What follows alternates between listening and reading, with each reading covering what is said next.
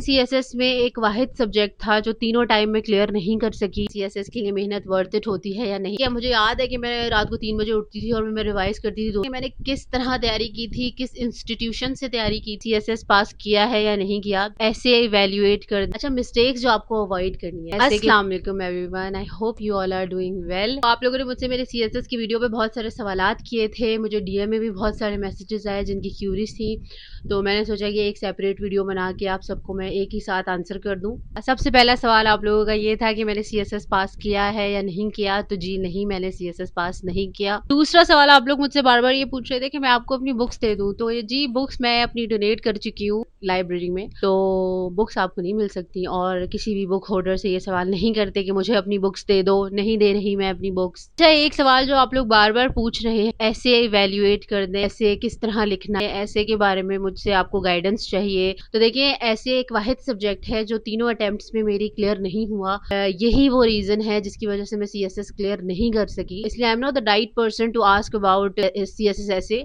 I can not guide you about it, even the teachers that have taken help from, I can not recommend you those teachers. बेशक उनके assess पास हो गए, but उनकी guidance में CSS clear नहीं कर सकी। मैं ये नहीं कह रही वो टीचर्स खराब हैं, बहुत सारे टीचर्स ऐसे जो ब्यूरोक्रेसी में सर्व कर रहे हैं इस वक्त। हाउएवर मैंने सुना है कि डॉक्टर सस्सी शेर मलिक का जो पासिंग रेट है ऐसे का वो बहुत हाई है। उसके अलावा वो प्रेसी भी पढ़ाती है, उनका खुद का प्रेसी का पेपर बहुत अच्छा हुआ था, उसके बहुत अच्छे मार्क्स थे इवन ऐसे के। आप उनसे हेल्प ले सकते हैं। She is also serving right now in the bureaucracy. मैं ऑनलाइन पढ़ाती हूँ। अच्छा, सीएसएस एमसीक्यूज के हवाले से आप लोग बहुत सारे सवाल पूछ रहे थे कि सीएसएस के एमसीक्यूज किस तरह अटेम्प्ट करें। और 200 मार्क्स का जी सीएसएस का एमसीक्यूज का पेपर होता है और उसमें से आपको 66 मार्क्स लेने होते हैं। आप अगर मुझसे पूछे ना, बताया अखबार पढ़े, किताबें पढ़े, ये सारी चीजें तो हैं ही। सीएसएस एमसीक्यूज में आपने करना ये है कि आपने सारे एमसीक्यूज पे तुक्के जरूर लगा के आने जो आपको नहीं आते।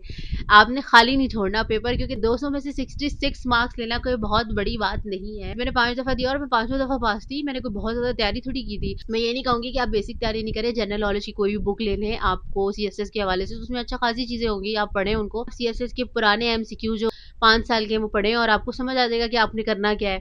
वो आपके फर्दर डिस्क्रिप्टिव में भी हेल्प करेंगे। एटलीस्ट फिल करके आओ सारा पेपर, छोड़ना कुछ भी नहीं है। अच्छा, आपने सीएसएस की तैयारी और एमसीक्यूज की तैयारी इस तरह भी आप कर सकते हो कि आप 1 पेपर एमसीक्यूज के टेस्ट आते रहते हैं, वो भी गवर्नमेंट जॉब के पेपर होते हैं, वो आप जरूर दो। अगर आपकी एक दफा सीएसएस की तैयारी होगी ना, आप आराम से वो पेपर दे सकते हो। अगर आपका सीएसएस के अंदर लग ना चले तो बाकी गवर्नमेंट जॉब के अंदर आपका लग चल जाए तो आपकी किस्मत है, तो आप पेपर्स देते रहो एटलीस्ट। एक और सवाल पूछा था कि मेरा किसी गवर्नमेंट जॉब में पेपर नहीं हुआ, तो ऐसा नहीं है, मेरे गवर्नमेंट जॉब्स के अंदर नाम आए हैं। सवाल आप लोग मुझसे और पूछ रहे थे कि मैंने किस तरह तैयारी की थी, किस इंस्टीट्यूशन से तैयारी की थी या कैसे। मैंने जी वर्ल्ड टाइम से तैयारी की थी। वर्ल्ड टाइम इंस्टीट्यूट लाहौर में ये इंस्टीट्यूट है, मैंने यहाँ से तैयारी की थी। आई नो बहुत सारे लोग वहाँ एक्सेस नहीं कर सकते, तो आप एनएडी में क्लासेस होती हैं सीएसएस के हवाले से, आप वो देख सकते हो। डब्ल्यूटीआई में इसलिए रिकमेंड करती हूँ क्योंकि आपको जो है वो बहुत अच्छी तैयारी कराते हैं। आपको बहुत सारी चीजों में, जैसे कुछ अकेडमीज हैं जो आपको थ्योरीज दे देती हैं और जाके आपको खुद करना पड़ता है। डब्ल्यूटीआई आपको खुद करवाती है और आपको सिखाती है।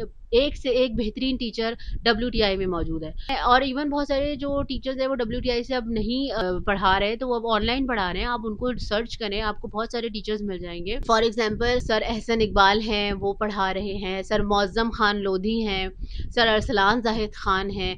तो ये टीचर्स बहुत एक्सीलेंट टीचर रहे हैं डब्ल्यूटीआई के। मैंने उनसे पर्सनली पढ़ा है और इन्होंने मुझे बहुत अच्छा सिखाया है। मैं मुझसे पूछेंगे कि आपको कोई टीचर रिकमेंडेशन के लिए चाहिए, तो मैं यस आपको ये टीचर्स रिकमेंड करूंगी।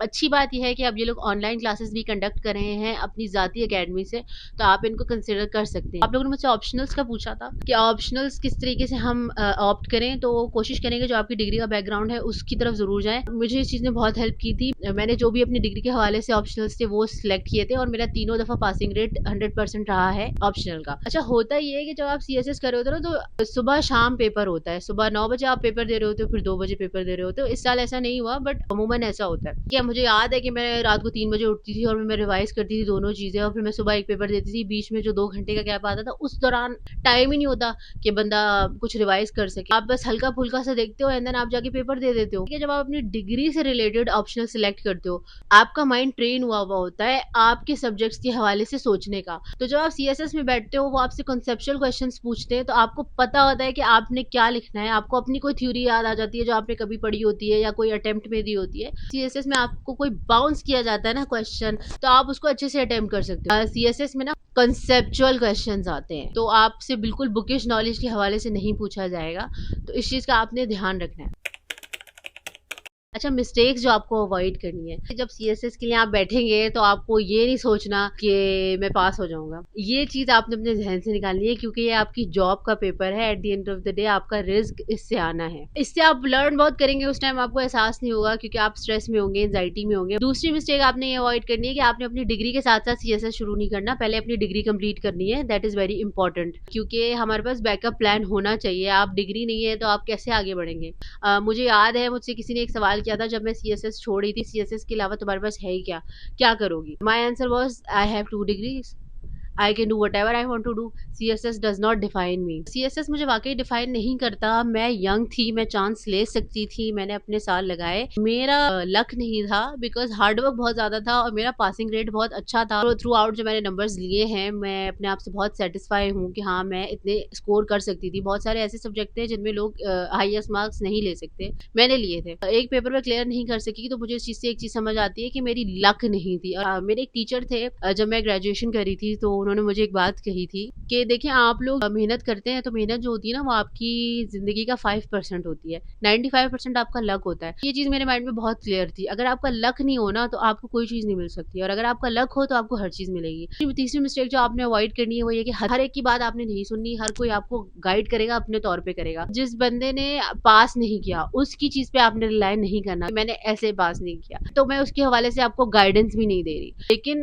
बहुत सारे लोग होते हैं जो नीम हकीम बने होते हैं और आपको बता रहे होते हैं, उस जर्नी में नहीं होते और आप उनकी बात मान लेते हो। आपको पता होना चाहिए अपनी जिंदगी में कि आपने क्या करना है। This is not only for CSS, right, this has to be for your every decision in life. आपको पता है कि आपने क्या करना है, कोई दूसरा आपको आके नहीं बताएगा। एक और मिस्टेक जो आपने अवॉइड करनी है एफिशिएंसी झाड़ने के लिए, बहुत हेफ्टी सब्जेक्ट्स नहीं ले लेने। कोशिश करनी है कि आपके जितने भी सब्जेक्ट्स हैं वो एक दूसरे से लैप कर रहे हो। जब सीएसएस दे रहे होते हैं उस टाइम पे आपके पास मेंटली टाइम नहीं होता, रिवीजन नहीं कर पाते। अच्छा, एक चीज आपने लाजमी पढ़नी है सीएसएस के दौरान, वो है अखबार। डेली टाइम्स ले लें या आप मेट्रो ले लें या डॉन ले लें। आप पूरा अखबार आता है, उसके बीच में एक आर्टिकल्स का चैप्टर होता है जहाँ पे जर्नलिस्ट और बहुत बड़े बड़े ऑफिसर्स आर्टिकल्स लिखते हैं। आप एक साल वो पढ़ लोगे ना, आपको पता चल जाएगा सीएसएस में कौन सा टॉपिक आने वाला है। इसके अखबार पढ़े होते हो ना, उस टाइम आपका दिमाग बहुत क्लियर होता है कि आपने अटेम्प्ट किस तरह करना है, और ये चीज आपको बहुत हेल्प करेगी सीएसएस के दौरान। दूसरा आपने ये करना है कि सीएसएस के आर्टिकल्स जो आपको इंपॉर्टेंट लगते हैं उनका आपने एक जर्नल बनाना है, और उनको अपने जो मेन पॉइंट्स हैं वो आपने अपने जर्नल में लिखने हैं, ताकि जब रिवीजन का टाइम हो तो आप वो जल्दी जल्दी गो थ्रू कर लो। पॉइंट टू पॉइंट लिखोगे तो आसानी होगी, क्योंकि फिर थ्योरी नहीं पढ़ सकोगे उस टाइम पे आप लोग। एक और मिस्टेक जो आपने सीएसएस में अवॉइड करनी है वो ये कि अपना 100% टाइम किसी भी सब्जेक्ट को नहीं देना। कोशिश करें 2 दिन इंग्लिश के लिए रखें, 2 दिन साइंस के लिए रखें, 2 दिन मैथ्स के लिए रखें, 2 दिन इस्लामियात के लिए रखें, 2 दिन किसी ऑप्शनल सब्जेक्ट के लिए रखें, 2 दिन किसी और ऑप्शनल सब्जेक्ट के लिए रखें। इससे होगा ये कि आपका सारा कोर्स कवर होता रहेगा। बहुत दफा ऐसा होता है कि सीएसएस में आप इतने इंडल्ज हो जाते हो कि आप जाके ना सिर्फ एक ही सब्जेक्ट को टाइम देते जाते हो, और होता क्या है at the end of the day कुछ भी नहीं हो पाता।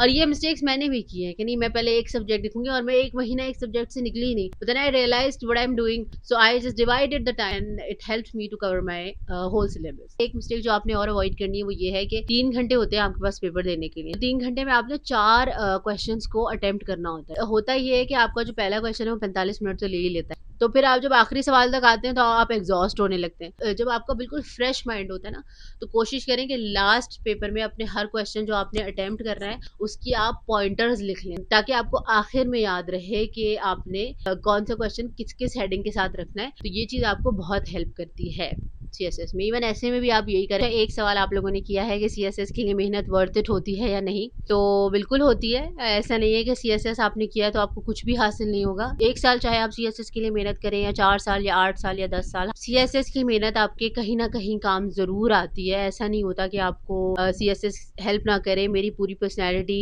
इम्प्रूव हुई है, ग्रूम हुई है, मेरा जो माइंड है वो ग्रूम हुआ है। तो मैं हमेशा रिकमेंड करूंगी कि एक दफा तो एटलीस्ट आप सीएसएस का पेपर लाजमी दें, ताकि आपको पता चले कि आपकी जो गवर्नमेंट है आपका कितना ख्याल रखती है। दूसरा, आपकी जो गवर्नेंस है, जो आपकी जो गवर्नमेंट है, आपका उनके ऊपर बड़ा एतकाद होता है। आप वो प्रोटोकॉल देखते हो जो आपको सीएसएस देते हुए आपको दिया जाता है, किस तरीके से नज़्म ज़ब्त होता है, कितनी आपको अहमियत दी जाती है। जब आप अपना सीएसएस का पहला पर्चा जहाँ पे आप अपना नाम लिखते हैं, वहाँ पे आपके नाम की कोई जगह नहीं होती, आपको अपना शनाख्ती कार्ड का नंबर डालना होता है। तो वहाँ आप देखते हो कि यार आपकी सारी बायसनेस, आपकी नाम की, आपके खानदान की सब खत्म हो जाती है। फिर जिस तरीके से आपके पेपर कंडक्ट होते हैं, जिस तरीके से आपका प्रोटोकॉल होता है, तो वो बियॉन्ड मेजर्स है। मैं समझती हूँ कि जिस तरीके से मैंने पेपर दिए और मुझे इस बात का एहसास हुआ कि मैं एक अहम सिटीजन हूँ, वो मेरी जिंदगी से कभी नहीं जा सकता। इससे पहले मैं खुद भी गवर्नमेंट से काफी ज्यादा इख्तिलाफात रखती थी, बट हाँ, जब मैंने सीएसएस की जर्नी शुरू की तो मुझे समझ आना शुरू हुआ कि हम किस तरह बेवकूफ बन रहे हैं, कितनी थ्योरीज है, बैकग्राउंड क्या है। जब पेपर दे रहे होते तो हमारे जहन से सारी गलत थ्योरीज जो है वो निकलती हैं और हमारा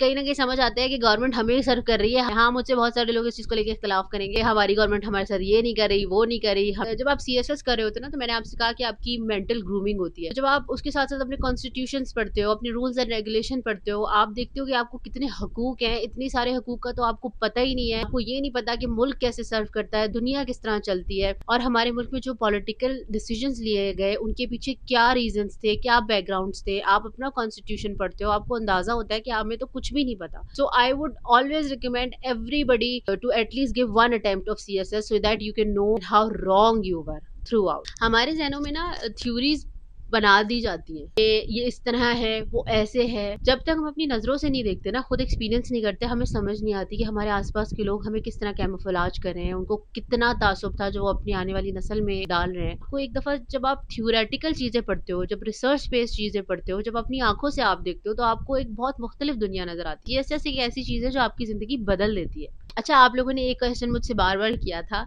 इतने साल की जर्नी के बाद आप रिकमेंड करेंगे कि सीएसएस देना चाहिए या नहीं देना चाहिए। कुछ लोग ये भी कह रहे थे कि हम आपकी जर्नी देख के बहुत डर गए हैं, हमें नहीं लगता कि हमें सीएसएस अटेम्प्ट करना चाहिए क्योंकि हम पास नहीं हो सकते। तो मेरा जवाब ये है कि मैं आपको बार बार रिकमेंड करूंगी कि आप सीएसएस दें, क्योंकि आपकी लाइफ बदल देगा। आपके अंदर जो कॉन्फिडेंस है, आपको अपना पोटेंशियल उससे पता चलेगा। मुझे पता है फेलियर रेट बहुत ज्यादा है, लेकिन जो चीज मैंने सीएसएस में सीखी है ना, जिस वास्ट लेवल पे, वो मैं आपको नहीं बता सकती कि उसने मेरी जिंदगी कितने अच्छे मायनों में चेंज की है। तो आप एक दफा जरूर दें सीएसएस। नहीं दे सकते तो आप गवर्नमेंट जॉब के पेपर्स दीजिए, अल्लाह ताला आप कामयाब करने वाला है, अल्लाह ताला जरूर कामयाब करेगा। मेरा लक मेरे साथ था। जरूरी नहीं है कि एक बंदा फेल हुआ है, वो क्लियर नहीं कर सका, या मेरे तरीके के और 10 लोग होंगे, लेकिन बाकी और भी तो लोग हैं जो पास कर चुके हैं सीएसएस। देखिए, अल्लाह कामयाब करने वाला है। अल्लाह ताला ने अगर आपकी नसीब में कोई चीज लिखी है, वो आपको जरूर मिलेगी, लेकिन आपको हिलना है, उसके लिए काम करना है। देखिए, हर इंसान की जर्नी मुख्तलिफ होती है। कभी कभी हम दरवाजों पे दस्तक देते रहते हैं और हमारे लिए दरवाजा नहीं खुलता, वो हमारी किस्मत होती है। और कभी कभी आप एक दफा दरवाजा खटखटाते हैं और दरवाजा खुल जाता है। तो आप सिर्फ एक बंदे की किस्मत पर जो जज नहीं कर सकते कि हमें क्या करना चाहिए और क्या नहीं करना चाहिए। हमें तो डर लग रहा है। डर क्यों लग रहा है? जब तक आप उस जगह पे जाके नहीं बैठोगे तो डर नहीं निकलेगा ना आपका। नाउमीदी नहीं करनी। एंड मोस्ट इम्पोर्टेंटली, अपनी जर्नी को एंजॉय करें, अपनी जिंदगी की हर चीज को एंजॉय करें। हर चीज एक एक्सपीरियंस है, हर चीज जिंदगी का हिस्सा नहीं होती। तो एंजॉय करेंगे तो मजा आएगा। आपकी जिंदगी में कोई मुश्किल आती है या कोई आसानी आती है, हंस के गुजारेंगे तब भी गुजरेगी, रो के गुजारेंगे तब भी गुजरेगी। तो कोशिश करें कि हंस के गुजारें। तो हंस के गुजारेंगे तो ये होगा कि दिल भी खुश होगा। जरूरी नहीं है कि आप जिस चीज की कोशिश कर रहे हैं वो आपको आराम से मिल जाए, लेकिन उस चीज को हासिल करने के लिए जो आपने मेहनत की है ना, वो आपकी जिंदगी में कहीं ना कहीं काम जरूर आएगी। सो बी माइंडफुल विद दैट। जब आपने कोई चीज ट्राई ही नहीं की, तो आप कैसे उसको जज कर सकते हो कि वो अच्छी नहीं है आपके लिए? कोशिश तो करके देखो, डर तो तभी निकलेगा ना आपका। वो एक बड़ा अच्छा शेर है कि जी, मंजिल मिलेगी भटक कर ही सही, गुमराह तो वो है जो घर से निकले ही नहीं। तो आपने किस तरह बनना है? कोशिश करनी है, बहादुर बनना है, या फिर बुज़दिल होके एक तरफ होके बैठे रहना है कि जी इसने कहा था मैं नहीं कर सका, उसने कहा था मैं नहीं कर सका, मेरे अंदर तो पोटेंशियल नहीं है। पोटेंशियल सब में है, बस कोशिश जरूरी है। कोशिश करते रहें, अल्लाह ताला आप लोगों को कामयाब करे और आसानियां अता फरमाए और आसानियां तकसीम करने की तौफीक अता फरमाए।